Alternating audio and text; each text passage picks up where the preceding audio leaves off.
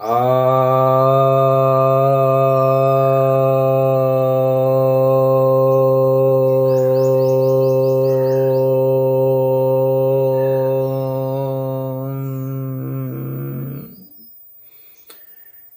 भक्तजनों को सप्रेम नमन। भक्तों, एक जिज्ञासा आई है कि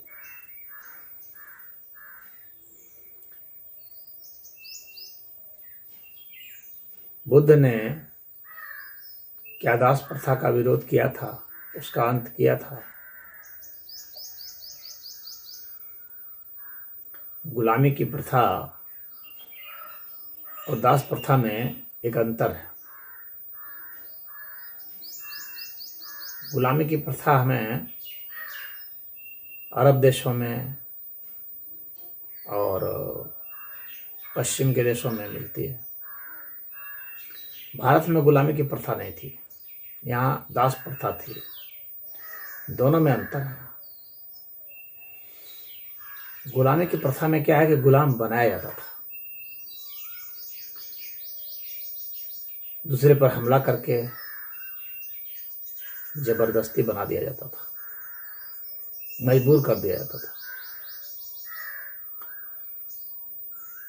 लेकिन दास प्रथा में क्या था कि बनाया नहीं जाता था। दास आप बना नहीं सकते थे, दास आप बन सकते थे। यानी यह दास की तरफ से होता था कि मुझे दास बना लिया जाए।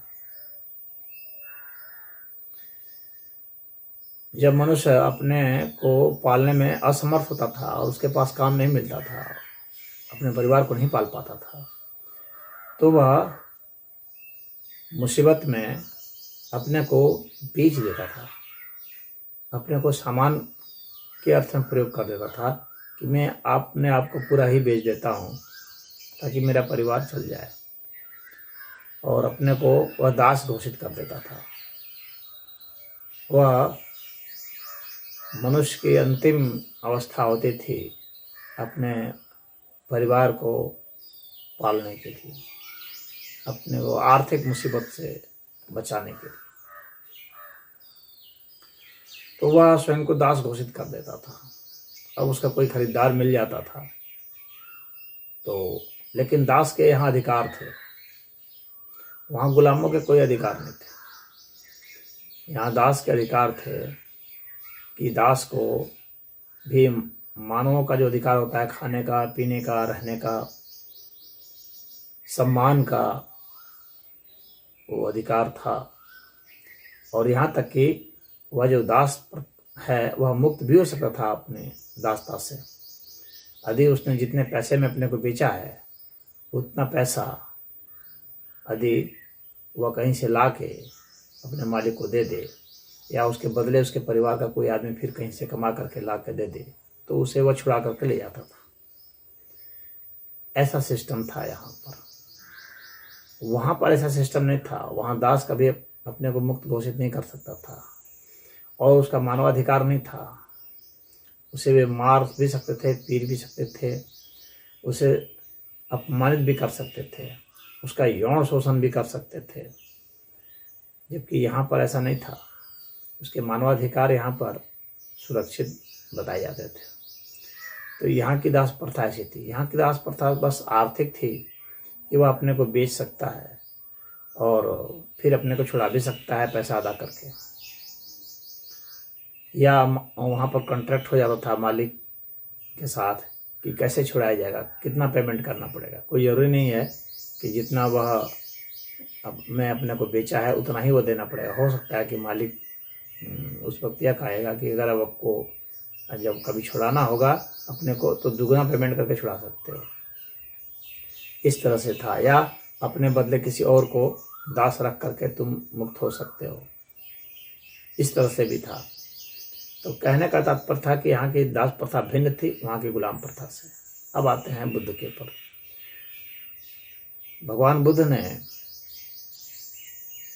किसी भी व्यक्ति को मानव समझा और उसको संघ में आने के लिए आमंत्रित किया, अपने अध्यात्म में आने के लिए आमंत्रित किया।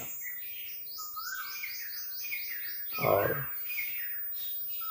उसको बताया कि तुम भी इस राह पर चल करके ज्ञान को प्राप्त हो सकते हो, निर्वाण को प्राप्त हो सकते हो, मोक्ष को प्राप्त हो सकते हो।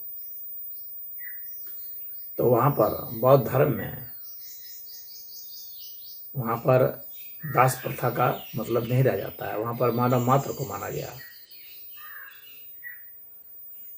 तो वहाँ पर दास प्रथा नहीं थी। तो भगवान बुद्ध ने इसको दास प्रथा को अलग ढंग से अमान्य किया। सीधे दास प्रथा पर हमला नहीं बोल करके उन्होंने यह कहा कि सभी मानव मात्र और सबको आने का अधिकार है, सबको आध्यात्मिक होने का अधिकार है, दास को भी अधिकार है। यह नहीं कहा कि दास प्रथा होनी ही नहीं चाहिए, ऐसा तो नहीं बयान है। बस उन्होंने यह कहा कि सभी मानव हैं और सभी को आध्यात्मिक होने का अधिकार है, सबको निर्वाण का अधिकार है। तो बुद्ध जो है इसलिए महामानव माने गए क्योंकि उन्होंने मानव मात्र का सम्मान किया। तो बुद्ध के कितने भी अनुयायी हुए, शिष्य हुए, उनके मतावलंबी हुए, उन्होंने कभी भी दास प्रथा का समर्थन नहीं किया और दास प्रथा का विरोध भी नहीं किया। उन्होंने बस मानव मात्र को माना, बस इतना ही काफ़ी था। अपने आप ही दास प्रथा यहाँ पर बौद्ध मतावलंबियों के बीच में नहीं रह गई। लेकिन नौकर चाकर जिस अर्थ में होते हैं उस अर्थ में तो थे ही, सेवक तो थे ही, दास दासियाँ होती ही थी। और जो दास दासियाँ थी तो वे ऐसा नहीं थी कि वो नौकर के अर्थ में ज़्यादा थी। आज के संदर्भ में कहा जाएगा तो नौकर के अर्थ में था। उन गुलामी प्रथा एक अलग प्रथा थी जो इस्लाम में होता था। सरेआम चौराहे पर बेचा जाता था, नंगा करके बेचा जाता था, यहाँ तक कि स्त्रियों के अंगों को छू छू करके देखा जाता था, खरीदार ऐसा करता था। इतना अपमानजनक मानवता का उन लोगों ने किया है। और यही हाल पश्चिमी देशों में, यूरोप अमेरिका में भी था। तो वहाँ की गुलामी प्रथा एक अलग ही ढंग की थी। मनुष्य को बहुत ही हीन भाव से देख करके उसके साथ बहुत गलत गलत काम किए जाते थे और उससे कराए जाते थे। यहाँ पर अमानवीय काम और अधार्मिक काम नहीं कराए जा सकते थे दास से। ऐसा नहीं है कि दास को कहे कि जाओ तुम्हारा काम है मर्डर करना, जाके उसको मार दो, ऐसा नहीं था। अधार्मिक कृत्य नहीं किए जा सकते थे। दासों के द्वारा भी अधार्मिक कृत्य नहीं होते थे। वे भी धर्म के जो तरीके यहाँ बताए गए थे उनको भी पालन करना था। सत्य का, न्याय का, अहिंसा का, प्रेम का। तो ये सब जो यहाँ सबके ऊपर लागू थे पूरे भारत में, चाहे संप्रदाय कोई भी हो। बहुत सारे संप्रदाय उस पर फल फूल रहे थे बुद्ध के समय में भी और उसके पहले भी, लेकिन उस पर वो अत्याचार नहीं कर सकते थे। अत्याचार अगर करते थे तो उनको अच्छा नहीं माना जाता था। अत्याचार भाई जो अत्याचारी है, ताकतवर है, वो कर सकता था, कर देता था, लेकिन वह उसकी मान्यता नहीं थी। उसे अच्छी निगाह से नहीं देखा जाता था। सामाजिक मान्यता नहीं थी, उसकी धार्मिक मान्यता नहीं थी। ऋषि महर्षि उस चीज़ को नहीं मानते थे और यहाँ पर कानून ऋषि महर्षि ही बनाते थे। तो यहाँ उसकी मान्यता नहीं थी। वहाँ पर तो कानून जो है वो राजा महाराजा बनाते थे, सुल्तान बनाते थे। जो कह दिया बस कह दिया, वही होता था। यहाँ पर राजा लोग ऐसे नहीं थे कि जो कह दिया सो कह दिया, मनमाना नहीं था। मनमाना को अत्याचारी राजा घोषित कर दिया जाता था। यहाँ धर्म सम्मत चलने की व्यवस्था थी भारत में। तो धर्म सम्मत चला जाता था यहाँ पर, चाहे राजा महाराजा हो, चाहे एक सामान्य नागरिक हो या दास हो, सेवक हो। तो ऐसा है। तो यहाँ पर सेवक जो थे, नौकर जो थे, वे नौकरी करते थे, उसके बदले में कुछ पाते थे। तो यहाँ दास दासियाँ भी कुछ पाती थी, अपने घर परिवार को चलाते थे। तो यह दास प्रथा थी। तो दास प्रथा यहाँ पर एक जटिल प्रथा थी। यहाँ पर ऐसा नहीं है कि कोई अपने को बेच दिया तभी दास है। यहाँ जो नौकरी करते थे उनको भी दास ही कहा जाता था। वे नौकरी छोड़ के जा सकते थे। तो यहाँ पर इतना उसका विभत्स स्वरूप नहीं था। हाँ, यहीं के संदर्भ में, यहीं के जो अन्य जो मानव हित थे उसके संदर्भ में अवश्य उनकी अवस्था बहुत नीची थी।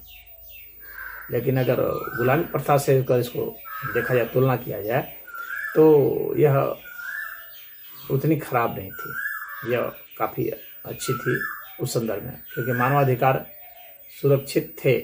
हालांकि हो सकता है कोई अत्याचारी मालिक भी मिल जाते थे, तो उन अत्याचारी मालिकों को भी कुछ लोग ताना मारते थे। जो दूसरे लोग थे वे ताना मारते थे कि अपने दास को सताता है, अपने दास को भोजन ठीक से नहीं देता है, इस तरह से। तो उनको अच्छी निगाह से नहीं देखा जाता था ऐसे बालिकों को। तो यहाँ पर उसका जो गाइडिंग फोर्स था वो धर्म ही था। और यहाँ का यह धर्म जो था, धर्म ने आखिर इसको, जो धर्म बनाने वाले लोग थे, साधु संत लोग, उन्होंने क्यों मान्यता दी थी, सवाल यह उठता है। तो वे मनुष्य के इस अधिकार को मानते थे कि मनुष्य को यह अधिकार है कि वह विपत्ति में अपने को गिरवी रख सकता है, जिसको कि दास कहा जाता था। वे यह मानते थे कि अपने परिवार को बचाने के लिए मनुष्य जो है यह अंतिम प्रयास कर सकता है कि स्वयं को गिरवी रख दे और अपने परिवार को बचा ले। इस अधिकार का इसको भी वे मानव का एक अधिकार ही मानते थे। तो इसलिए इसका उन्होंने विरोध नहीं किया कि नहीं, मानव का यह भी एक अधिकार है। यह नहीं कि वो अपने परिवार को नहीं पाल पा रहा है तो सब आत्महत्या कर ले। वे आत्महत्या को सही नहीं मानते थे।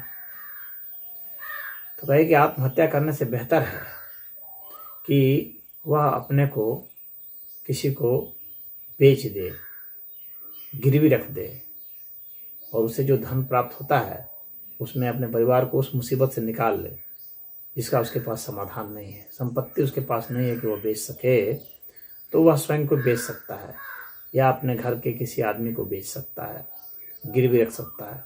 यही दास प्रथा थी। तो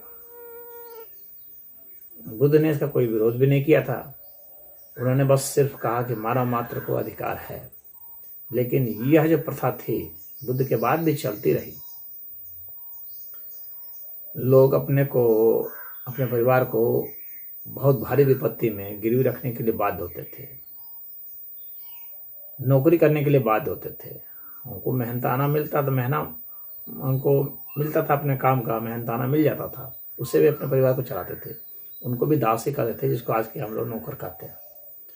तो यहाँ ऐसा विभत्स स्वरूप नहीं था जैसा कि वहाँ स्लैबरी में था कि आप किसी को चौराहे पर रखेंगे, नंगा कर देंगे, अपमानित करेंगे, उसे उल जुलूल कुछ भी काम कराएंगे। ऐसा यहाँ पर सिस्टम नहीं था।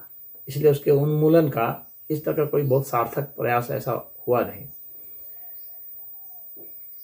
क्योंकि यहाँ यह मानता थी कि परिवार को बचाने के लिए ऐसा वो कर सकते हैं, उनको यह अधिकार है। और यह भी मानव अधिकार के तहत ही आता था।